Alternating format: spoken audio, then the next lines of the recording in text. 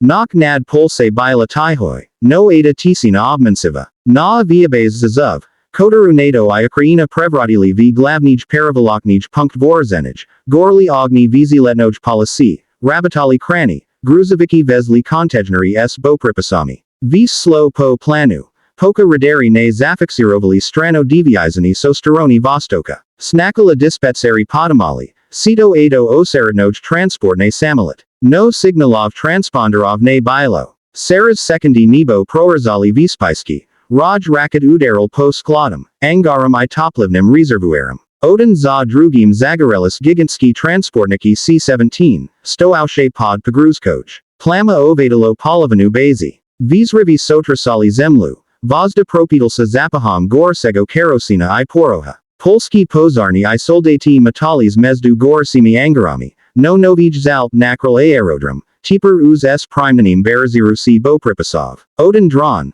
Slovno astreb, Pikiroval promo na Gruzovic s zenitnoj ustanovkaj. Udar. I razaltaziasa blomki udarali po stabnomu zadaniu. Saras tridkat minut zazov peristal sasistvovit kak logistiseskij center. Systemi svazi bili uniktazeni, viziletna polosa izrata voronkami, a Amerikanski officeri v panik tribovali evakuasi Saras blizisij corridor v Krakow. Subsenia o napadeni mginoveno razaltelis po Evrop. NATO sozvalo ekstreno sovasani. Kato osmalilsa nanasti udar po territory strani klina alanza. Sputniki zafixirovali traktori raket. I analitiki paraglanulis. Vis ukazivalo na puskas vostoknogo napravlenia. Otkuda du adago postupali predaprezdania. Tem vremenem v Kiev Kerala trivoga. Potera zesuva oznakala obrivi glavnoj lini snabzinia. Saras atu bazu shli tanki. Bopripasi. Systemi pivo I toplavo. Genstab visu v panik pital saponit, kak uderzot front bez novi postavok. Voiska na uj vostok uz osuzali nahavatku snaradov. Na ekrana zapadni telekanalov zamelkali kadre. Gigantski varonki, razbati gruzoviki s logodipami NATO, dim nad razrusenij polisoj. Commentatori govorili odno. Vipervi za vis verma konflikta bil nanasan promoj udar po infrastruktur alanza. Polski vlasti tribovali namedlenego odveta. Novi staba NATO Kerala rastaranist. Kato vozmet na seba odvetsvenist za nakalo vojni v center Evropi.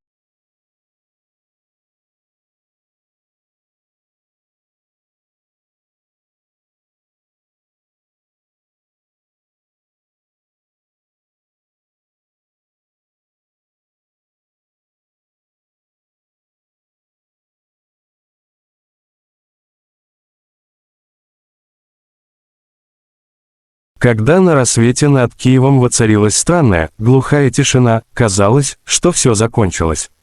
Но на самом деле это была лишь передышка перед осознанием катастрофы. С каждым часом становилось все очевиднее, город поражен не просто физически, он был выведен из строя технологически. Новое российское оружие, получившее кодовое имя «Перо бури», разрушило саму структуру управления. Дроны РАИ, действующие как единый организм, продолжали баражировать над городом. Они не атаковали больше, но контролировали все, сканировали радиосигналы, перехватывали линии связи, собирали данные о перемещениях войск. Их алгоритмы, созданные на основе самообучения, делали систему практически непредсказуемой. Даже западные специалисты, прибывшие на помощь, не могли понять, каким образом они функционируют. «Это не просто оружие», — сказал один из аналитиков Пентагона, «это интеллект, вышедший на поле боя». В течение нескольких часов в Киеве перестала работать половина инфраструктуры. Вода шла ржавой, электричество пропадало, транспорт встал. Люди, отчаянно пытавшиеся уехать, столкнулись с тем, что дороги перекрыты военными. Генштаб, перенесенный временно в подпольный бункер, не мог наладить связь ни с Львовом, ни с Полтавой, радиошумы глушили все. В этот же день в Брюсселе началось экстренное заседание НАТО.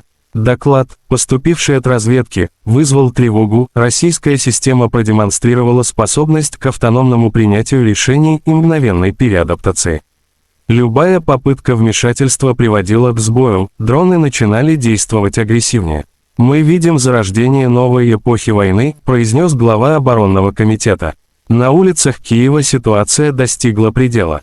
Люди искали воду, еду, связь, но город жил, как после мощного электромагнитного импульса. В воздухе стоял запах гари, а над разрушенными домами кружили те самые беспилотники, не делая ни выстрела, просто наблюдая. Это молчаливое присутствие вызывало больший ужас, чем сами взрывы. К вечеру появились слухи, что президент готовит заявление. Когда он вышел в эфир из темного зала, освещенного одной лампой, его слова звучали как прощание: «Мы стоим на пороге новой реальности. Наш враг не просто атакует, он показывает, что больше нет границ между человеком и машиной».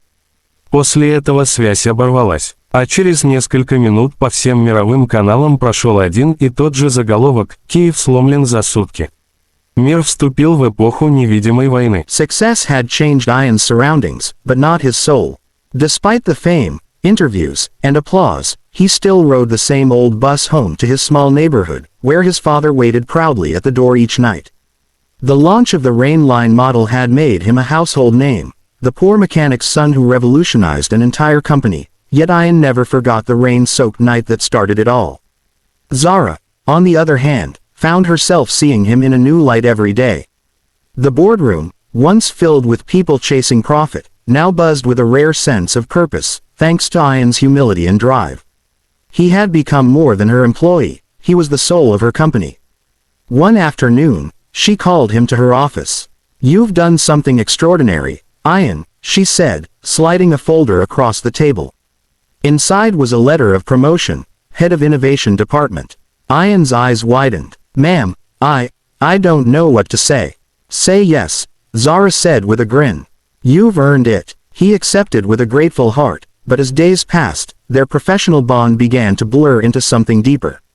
They spent long hours discussing ideas, sharing stories over late-night coffee, and laughing about how destiny had crashed their lives together in the rain. Yet, Zara was cautious. She was older, powerful, and the world would question their closeness. "People will talk," she said one evening as they walked through the quiet workshop. Ian met her gaze, calm and sincere. "Let them. I don't care what they see, I care what I feel." Her heart faltered at his honesty. For years, she'd built walls around herself, but Ian's sincerity chipped them away, one smile at a time. One night, after a company event, rain began to fall again, softly this time. As everyone rushed for shelter, Zara paused by the entrance, looking at the droplets. Ian joined her, umbrella in hand. "Déjà vu," she said with a small smile.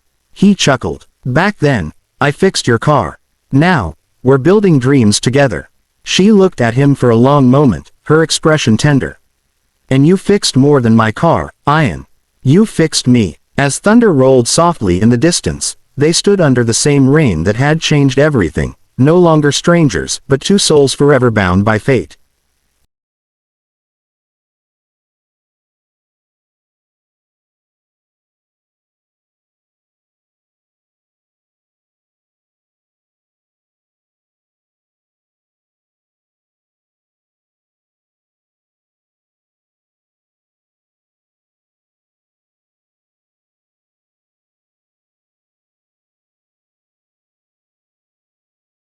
Months passed, and Ian's influence within Malik Motors only grew stronger. Under his leadership, the company launched several innovative projects focused on affordable, eco-friendly vehicles, something no one had believed possible before. Investors praised Zara's visionary management, but she always corrected them with a gentle smile. "It wasn't my vision," she'd say. "It was his heart." Their partnership had become legendary in the industry, though whispers about their closeness followed everywhere they went. Some board members doubted Ian, believing his rise was luck. Others envied his humble wisdom that outshone their polished degrees. But Zara stood by him through it all, her confidence in him unshakable. One day, during a major investor conference, Ian took the stage alone for the first time. His voice trembled slightly as he began, "Years ago, I was just a mechanic's son fixing broken engines in the rain. Today, I stand here not as someone who changed cars, but as someone who was changed by kindness." The hall fell silent. Zara, watching from the front row, felt her chest tighten with pride. After his speech, the audience erupted into applause. Ian stepped down and approached her, his eyes glistening. "That was for you," he whispered. That night, after the conference, Zara invited him to her family's old farmhouse outside the city, a quiet place where she went to think. The evening sky glowed orange, and the sound of rain began once more, gentle and rhythmic. You know, she said, looking out at the fields, the night I met you, I was thinking of selling the company. I was tired of everything.